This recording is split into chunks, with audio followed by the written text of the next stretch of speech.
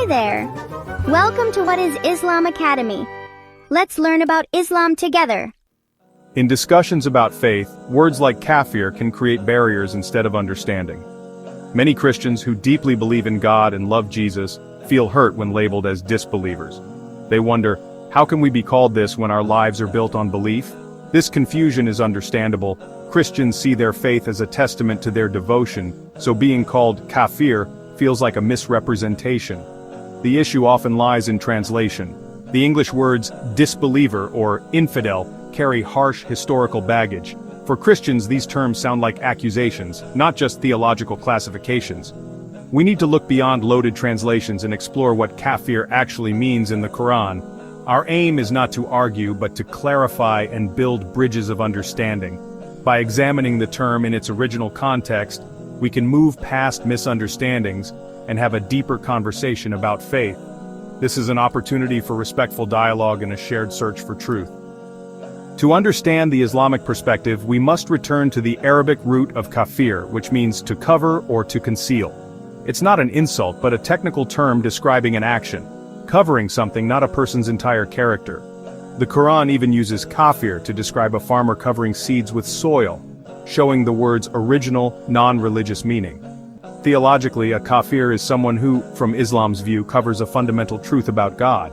It's not about being an atheist or lacking morals, but about covering the pure oneness of God with other beliefs. Islam uses the term to describe a spiritual state, not to attack personal faith or goodness. For Christians, Islam acknowledges their belief in God, but sees the Trinity as a covering over pure monotheism. The belief is there, but from the Islamic view, it's veiled by doctrine. Understanding this distinction is key to a more compassionate and intelligent dialogue. Kafir is a theological description, not a personal insult. The core truth Islam says is being covered is Tawheed, the absolute oneness of God. Tawheed means God is unique, indivisible, and has no partners or associates. This is the foundation of Islam and the message of all prophets, including Jesus.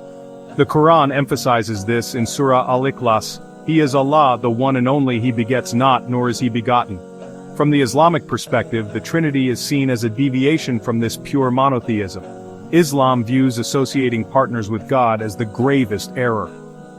The term kafir is used technically to describe this theological difference, not to judge intentions.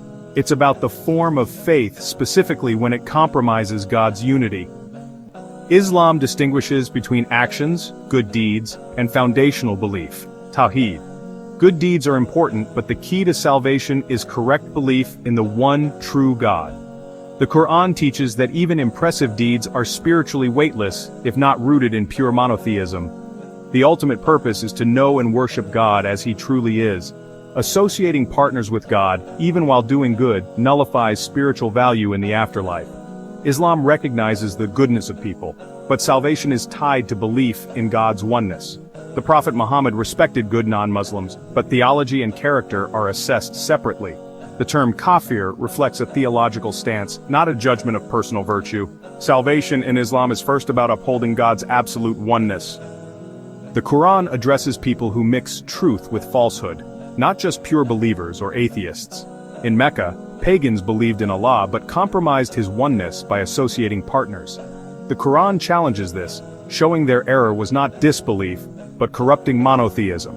This parallels the Islamic view of the Trinity belief in God, but with added partners. The core issue is compromising God's pure oneness. Belief in God is essential but not enough if it's mixed with other doctrines. Islam calls for purifying faith, returning to the monotheism of Abraham, Moses, and Jesus. The message worship God alone without partners. The main point of divergence is the nature of Jesus. In Islam, Jesus is a revered prophet, not God or the Son of God. The Quran states, the Messiah, son of Mary, was only a messenger. Even the Bible records Jesus affirming God's oneness and deflecting divinity from Himself. For example, Jesus says, "The Lord our God, the Lord is one, and the Father is greater than I." From a Muslim perspective, these statements show Jesus as a servant of God, not divine. The Trinity is seen as a later doctrinal development, not Jesus' original teaching. Muslims believe the original message of Jesus was pure monotheism, later obscured by the doctrine of divinity. Honoring Jesus in Islam means recognizing Him as a mighty prophet, not elevating Him to divinity. The disagreement is about his nature and relationship with God. Despite theological differences, Islam gives Christians and Jews the honored status of people of the book. This title recognizes their faiths as rooted in divine revelation. The Qur'an allows Muslim men to marry Christian or Jewish women and permits sharing food, showing deep social respect. These allowances reflect a recognition of shared moral and spiritual foundations. If Christians were seen as mere infidels, such integration would be unthinkable. Islam commands kindness, justice, and respect toward the people of the book. Theological disagreement does not erase the command to be good neighbors and partners. This framework allows for debate without animosity, honoring shared heritage. Respect and compassion are essential even amidst disagreement. Kafir is not a racial or ethnic label, it's about belief, not background. The Prophet Muhammad taught that no race or ethnicity is superior, only piety matters. Anyone, regardless of origin, can be a kafir if they cover the truth of God's oneness, or a Muslim if they embrace it. Religious identity is detached from tribalism, faith is the true bond. The term must never be used for racism or persecution. It's a precise theological term, not a slur. No one is born a kafir, it's a matter of personal conviction. One can always choose to embrace pure monotheism and leave the label behind. Understanding kafir should lead to respectful dialogue, not division. The Quran instructs Muslims to invite people of the book to common ground, worshiping God alone. This is a call to return to the shared roots of monotheism. Dialogue should be about uncovering truth together, not confrontation.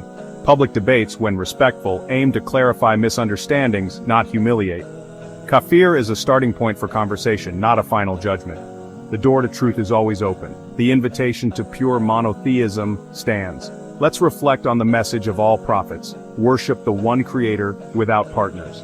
Unity and peace are found in sincere submission to God.